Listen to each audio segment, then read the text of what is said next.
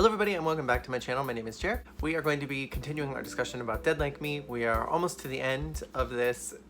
Took a whole year just to get here, but we're here. Probably by the time this is uploaded, it'll actually be Halloween, so happy Halloween. We're going to be discussing episode 14 of season 2. This episode is called Always. In the beginning of the episode, Georgia talks about hide and seek. This is the second reference that we've gotten to hide and seek. She talked about this in a previous episode, and she mentioned in this one that she never wanted to be found anytime that she played, and it shows a little flashback of her as a kid playing with some of the other neighborhood kids. Overall, this episode is pretty good. There are some important questions that I have that never really will get answered, but all I can really do is speculate. But let's talk about George. She told Mason in the previous episode that he could stay with them, but he chose not to because apparently Daisy said that he wasn't allowed to.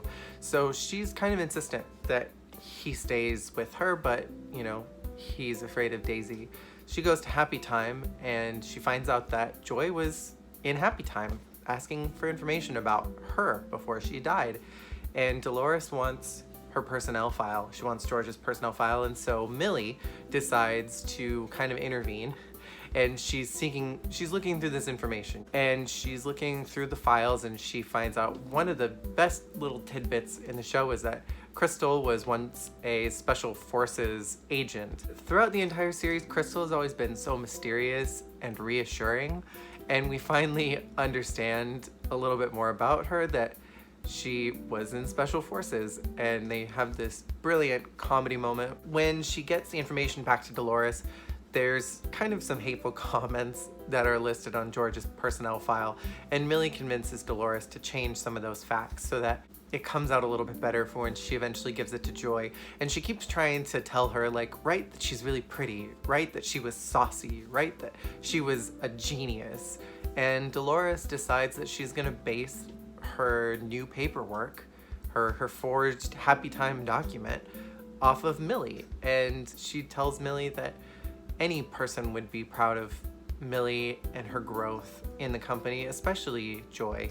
And I think this is such a touching moment as far as Dolores' character in relation to George/Millie. Seeing her growth and seeing their relationship and their bond grow throughout the entire series has been really interesting to watch, and this is kind of the pinnacle moment of that, because I'm pretty sure they don't interact in the Halloween episodes. This is the last time that we'll really get to see them interact with each other, which is kind of a bittersweet moment. Then George goes home and she basically convinces Mason that he's gonna stay with them regardless of what Daisy has to say about it.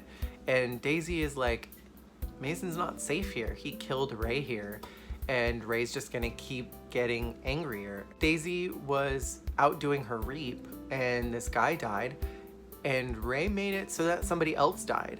And now there's a huge question that I have to ask. In the episode where Ray was killed, he obviously didn't have an appointment with death. He didn't have a post-it. Nobody reaped his soul, and he became a graveling. And originally I postured that possibly when someone is killed without an appointment with death, that they become a graveling. But as we saw in this one, the guy that died in tandem with the actual person who had an appointment, he didn't turn into a graveling. There's a couple of theories that I've got. Maybe it's because Daisy saw that this guy died and popped his soul, and maybe that's why he didn't turn into a graveling. Maybe if Mason or Daisy had reaped Ray when he died, maybe he wouldn't have turned into a graveling. It's possible that because Ray was a graveling, maybe that is enough of an appointment with death that constituted as him just, it was his time to go. But we've seen this dark presence walk by Rube's apartment before, and that seemingly is the person who hands out the assignments to the gravelings of who they need to kill. So then the other theory would be that maybe it's only Reaper intervention that causes gravelings to show up. That maybe because it was Mason that killed Ray, maybe that's why he turned into a graveling. It didn't matter that he didn't have an appointment. It was because a Reaper did it. There's a lot of open questions here that will never really get answered by the show, but that are interesting to think about because they set up such a big question in the episode where Ray died, and maybe showing this guy getting killed and not having an appointment was to kind of answer that question, is that somebody else can die. if they don't have an appointment. In the same way that somebody can miss their appointment and be fine, nothing bad happens to them. But maybe this was that way of answering that question. When George is alone with Mason, he falls asleep on the couch and George is sitting there, and she tells Daisy that she's not afraid of anything. So it doesn't matter if Ray gets upset because she's not afraid of Ray.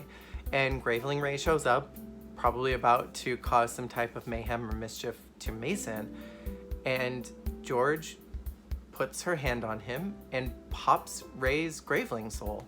And Ray turns into ashes, which is another fascinating moment that doesn't ever get addressed or answered because there was never another season to address it. It almost seems like they were setting it up that if they had gotten renewed, they would have answered that question, because George looks at her hand and kind of feels this surge of power and energy that she's not really known that she had before. Maybe she can pop Graveling souls, and maybe it would have been a cool concept in season 3 if George had attempted to reap some of the Gravelings so that she could stop death. More of that bargaining that George is always trying to do with stopping death or avoiding it because she doesn't know how to handle it and process it. Maybe she was able to reap Ray's soul because he should have been reaped in the first place.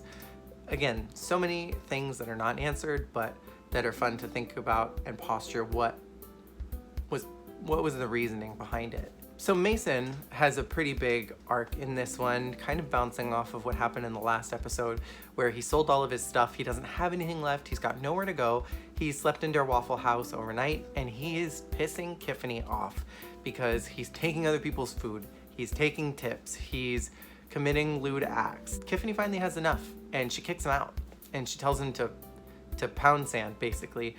And Mason is like, I don't understand what I did. And Roxy's there when Tiffany kicks him out, and she drags him outside and she yells at Mason and she said, "This is our home, and you've pissed on it, and you've pissed off the only living person that can handle you and that can deal with you."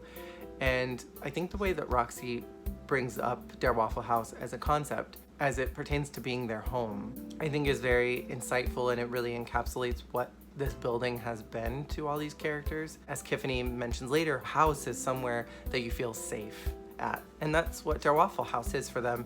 They can go there, they can conduct their business among the living, and they don't have to worry about people finding out what they're doing. They don't have to worry about hiding what it is that they're doing.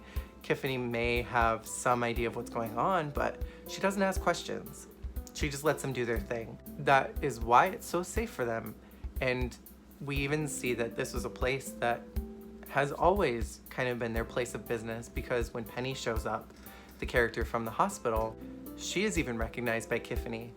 And I think that is also another interesting little nugget that they threw into this episode, that their Waffle House is a place that they've kind of always gone. And Mason ends up patching things up with Tiffany near the end of the episode, but he basically is just showing how messy of a character he can be.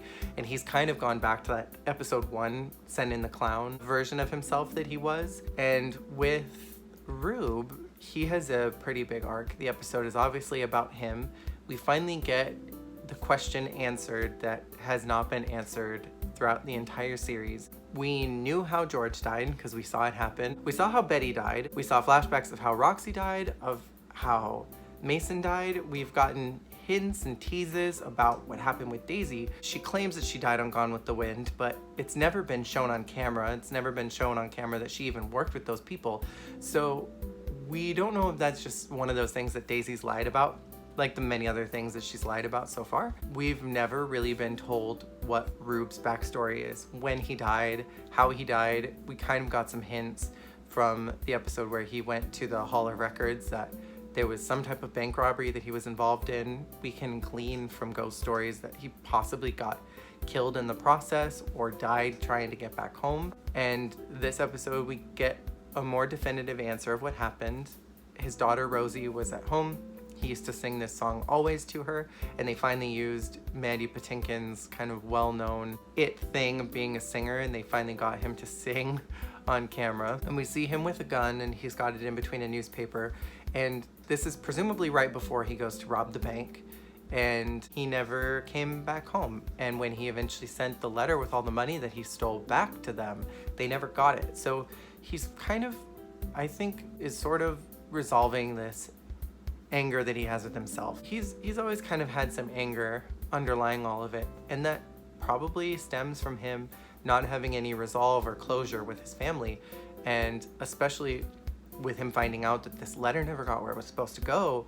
There was so much sadness underneath everything with Rube, and everything that he did was always punctuated by this sadness. This is him resolving that and hopefully being able to move on. Because there's no season 3, we don't know how he would react farther into the future, but as for right now, he genuinely just seems very troubled and sad that his daughter's gonna die. And as someone who has been saying throughout the entire series, you can't have what you used to have. Your old life is gone.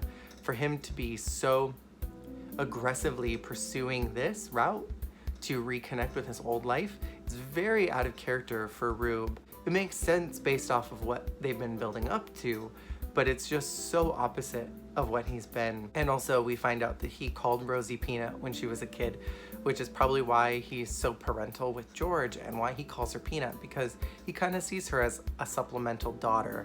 I think it's such a sweet moment that now we kind of get this backstory of who he is, and it informs so much about how he's treated George through the entire season and why he's treated her that way through the entire series. Unrelated, Ellen Muth, who plays Georgia, looked stunning this episode. I don't think she's ever looked this good, and I don't know what they did with her makeup-wise, hair-wise, that was different, but she looked stunning. Going back to Rube, Penny gives him some information about where Rosie's at and where she's gonna die, and we find out that Penny went down with the Titanic, and that was like a fun little nugget of something that they threw in there, just kind of addressing this character that we'll never get to see again, unfortunately.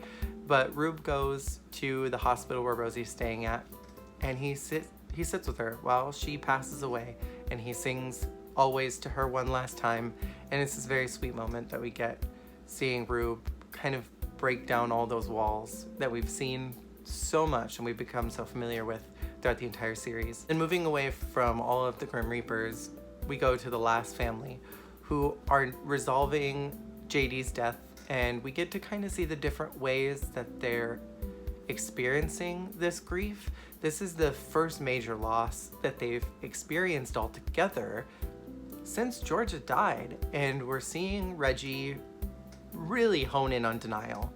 She's not even sure if the dog that died was JD. She said she didn't even get a good look at it. She tells Joy that she thinks that Georgia left her the frog because she needed it. And in many ways, she's correct, but she's hardcore denying that this death even happened, and she's even denying that George is still dead, and she thinks that George is still gonna come back and check on her. And we see how Joy has kind of moved straight into acceptance, but in almost an unhealthy way, where she hasn't allowed herself to feel any of the other things. She just goes straight into packing everything up into a box, like how she did with George, because that's how she processes grief. She has to just put it into a box and put it away. And we saw that with her mother, that she always has to have everything neat and tidy, and that's not a super healthy way for a person to cope with things. It kind of just buries them. And we see her doing that again with JD. And with Clancy, he just hones right in on anger. He's mad that the gate was left open. He's mad that Claire left it open, and he ends up chewing her out. He later tells Joy that he misses everything. He misses his daughters, he misses Joy, he misses the life that he had, and he misses all of these things that he had that were good, that he messed up himself. When they eventually bury JD, he has his one redeeming moment, and he's a good father to Reggie. And he tells her that JD didn't die because it was Reggie's fault or it was anybody's fault, because it was his time to die. And he's very comforting to Reggie, and I think she connects with that. And I think there was a moment where they wanted him to maybe say something a little out of touch with Reggie, but he chooses kindness. And Joy comments on it later that he was a good father, but it doesn't make him a good husband.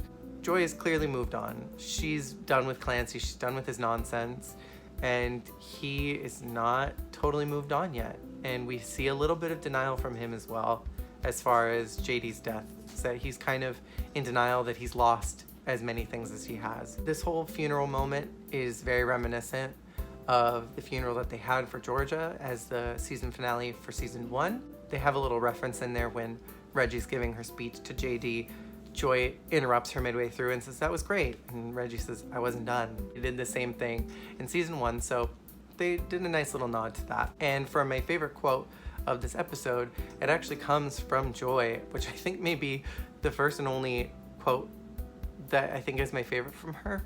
And it's not even like a funny one. She tells Reggie, "Keep the frog out of the bathtub," which is a reference to when she got JD and JD was laying in the bed with Reggie, and she said, "Keep the dog out of the bed," and she kept saying, "Keep the dog out of the blank."